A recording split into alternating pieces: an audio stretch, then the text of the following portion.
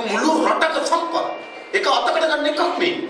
ඒ නිසා මේ විධායක ජනාධිපතිතුරු අහෝස් කිරීමයි අමාත්‍යාංශ විද්‍යාත්මක ක්‍රමවේදයකට බෙදීමයි අමාත්‍යාංශ සීමා කිරීමයි අත්‍යවශ්‍යයි අපේ රටේ. ඒ නිසා අපි අද ඊළඟ කියන අපේ රට ජනතාවාදී පාලනයක් බවට පත් කරන්න නම් විධායක ජනාධිපතිතුරු අහෝස් කරනවා අමාත්‍යාංශ විද්‍යාත්මක පදනමකින් බෙදනවා අමාත්‍යතුරු ප්‍රමාණය 25කට සීමා කරනවා. ඊළඟ ඔන්න ක්‍රමයෙන් දේශපාලන වෙනස් වෙනවා. හොඳ පාලනයක් වෙනවා. ඊළඟ විශේෂම ඒත් එක්ක සම්බන්ධ වෙකි මාධ්‍ය නිදහස තාවුරු කරන්න. මාධ්‍ය නිදහසක් ඕන. මොකද ඒගොල්ලෝ තමයි මේක එළිදරව් වෙන්න ඕන. හැබැයි අපේ රටේ මොකද වෙලා තියෙන්නේ? අපේ රටේ මාධ්‍ය මුළුමනින් බය කරලා තිබෙනවා. යටපත් කරලා තිබෙනවා. ඒ නිසා මාධ්‍ය නිදහස අධිකරණ නිදහස තාවුරු වෙනවා. ඊළඟ හොඳ විදේශ ප්‍රතිපත්තියක් තියෙනවා. මොකද අද අපේ රටේ විදේශ ප්‍රතිපත්තිය? තමුන්වහන්සේලා දකින්නද මම පහුගියද පාර්ලිමේන්තුවට පැහැදිලි ලෙස අපේ විදේශ සේවාවට පත් වී තිබෙන ඉරණම් පිළිබඳ පෙන්වන්න කරා. නේද? දකින්නද ඒක වෙනම කතාවක්. කරනවා නේද? පැය දෙකක වෙනම කතාවක්. ඒකට අද අපේ රටේ තානාපතිවරු ඉන්නවා 49. පිට රටවල තානාපතිවරු 49. 49 38 දේශපාලන පත්ති. දේශපාලන විදේශ සේවයෙන් 11 දෙනෙක්.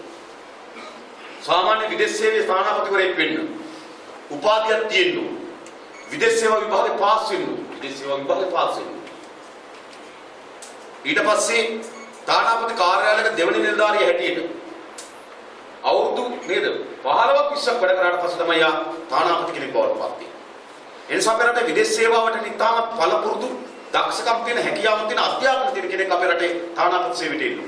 අද මොකද අපේ රටේ තානාපති සේවයට වෙලා තියෙන්නේ? මුළු මඩිම තානාපති සේවය. අද දේශපාලන විදිහින් කිලගෙන තියෙනවා. රුසියාවේ තානාපති කවුද? මහින්ද මහත්තයාගේ පුංචමගේ පුතා උදයන් වික්‍රමතුංග. වියනා තානාපති කවුද?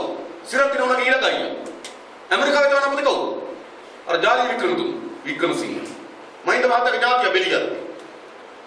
ඇමරිකාවේ දෙනියයි තේකොළ අරන් ගිහලා ඇමරිකාවේ වික්‍රම තේකොළ මුදලාලි. ඇමරිකාවේ තානාපති. මේ ඉතාලිය තානාපති කවුද? නාවලගේ බෙලට් කුරි. UAE වල තානාපති කවුද? ඊට පොලිස්පති මහින්ද බාලසූරිය. අර කටුනායක තරුණෙක් වෙඩි තියලා ඉල්ලාස ජහදේ මේ තානාපති. බුරුමේ තානාපති කවුද? දික්වැල් එක්ටා PS මානවිකයන් ගැන කතා කරන්නේ. එක්ටා PS දන්නවද දික්වැල්? මොකද මුළු තානාපතිය විනාශ කරලා තිබෙනවා. තානාපතිය විතරක් නෙවෙයි ඊට පස්සේ අනෙක් කනතුරු. පළවෙනි ලේකම් දෙවෙනි ලේකම් මෙස්සියල්ල මොකද වෙලා තියෙන්නේ? මෙස්සියල්ල දෙවතුරුගේ දරුවෝ ඉන්නේ. ආතවුදගේ දරුවෝ. කෙහෙලියේ තියෙන ඇමරිකාවේ. නේද මේ ලක්ෂ්මණ යාපගේ පුතා මේ කොමිටේ පත් කරලා පාරන්නේ. මුළු විදේශ සේවම නැති කරලා තිබෙනවා. ආවාසනාව ආණ්ඩුවේගේ දරුවෝ විතරක් නෙවෙයි විපක්ෂ මන්ත්‍රීවරයාගේ දරුවෝ දෙන්නෙකුත් තියෙනවා. රෝසේන් නායකගේ දියණිය සහ චන්ද්‍රානි බණ්ඩාරනායකගේ පුතා. චන්ද්‍රානි බණ්ඩාරගේ පුතාත් දාලා තියෙන්නේ විදේශේ. මේගොල්ලෝ ඩීල් දාගෙන ඉන්නේ මට කියනවා. රෝසේන් අහන්න දුව කොහෙද?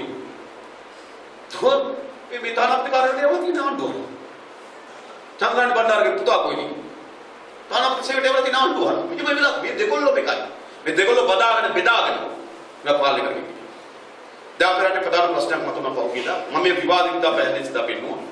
අපේ රටේ විදේශ සමාජයන්සද මෙවන ජීල් පිරිස් මහත්ම නෙවෙයි. විදේශ සමාජයන්ස මෙවන සජින්වාස් ගුණවර්ධන.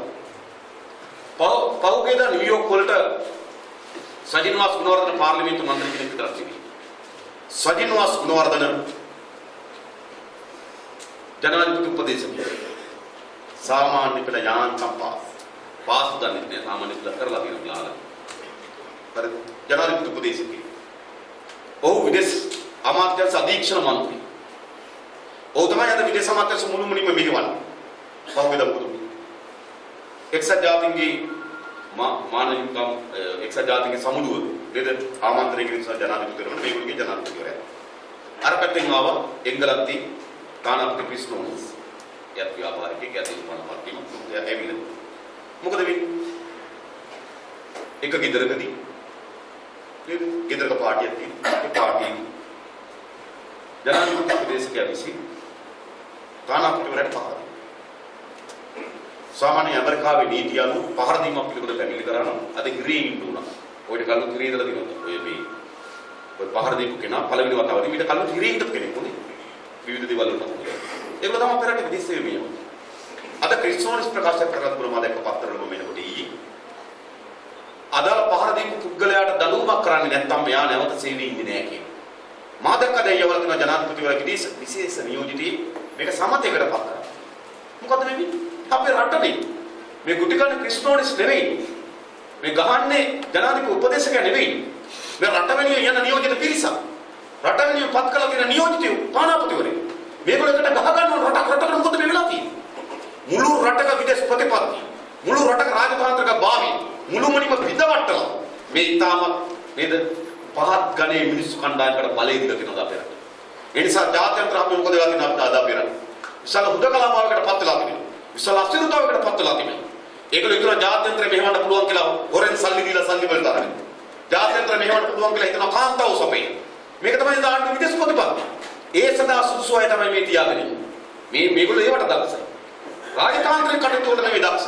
එක එකනා ඩීල් දාලා අල්ලන්න එකිනෙකාට වෙන වෙන දේවල් සපයලා අල්ලන්න මේක අද රාජ්‍ය සේවයලා මේක අද රාජතාන්ත්‍රික බව පත් කරලා. ඒ නිසා අපේ රට විදේශ පැත්තෙනුත් අද අසිරිතාවයකට පත් කරලා. ඒ නිසා අපේ රටට මේට වඩා රාජතාන්ත්‍රික ගනුදෙනුවක් තියෙනවා. මේට වඩා ලෝකයේ හමුවේ අපි ස්වාධීන ස්වරාජ්‍යයක් හැටියට පිළිගන්න ගෞරවයක් තියෙන රාජ්‍යයක් අපි හදන්න. ඒ සඳහා විදේශ ප්‍රතිපත්ති අපි ඉදිරිපත් කරනවා. ඒතර අපිට තියෙන හොඳ රටක්. දේශපාලනය ආදායම් මාර්ගයක් කෙරුවට මහජන සේවයක් කරනවා. පාලනයේ ජනතාවාදී වෙනවා. අධිකරණයේ මාධ්‍ය ස්වාධීනත්වයට අහුරු වෙනවා. හොඳ ශක්තිමත් විදේශ සේවයක් තියෙනවා. අමාත්‍යවරුගේ විධිමත් භාවයක් තිබෙනවා. අමාත්‍යංශ බෙදීමේ විද්‍යාත්මක ක්‍රමවේදයක් තිබෙනවා. ජනාධිපති බලතල ඉවත් කරනවා. නේද? ජනාධිපති අවශ්‍ය කරනවා. ජනතාවාදී පාලනයක් කියන්නේ. ඊළඟ මේ පදනම් නැතුව රටට යන්න බෑ. ඉස්සරහම පිටිය සුද්ධ කරන්න. දේශපාලන සංස්කෘතිය වෙනස් කරන්න ඕන. මේ පාලන රටාව වෙනස් කරන්න. ඊළඟ අපේ රට හදන්න ඕන. අපේ රට හදන්න ඕන කොහොමද? කොහොමද ඊළඟ වැදගත් ප්‍රශ්න අපේ රට හදන්න ඕන කියලා. අපේ රටේ මොකක්ද තියෙන ප්‍රධාන සම්පත මොකක්ද? දැන් සමහර අය අපේ රට හදන්න පුළුවන් කියලා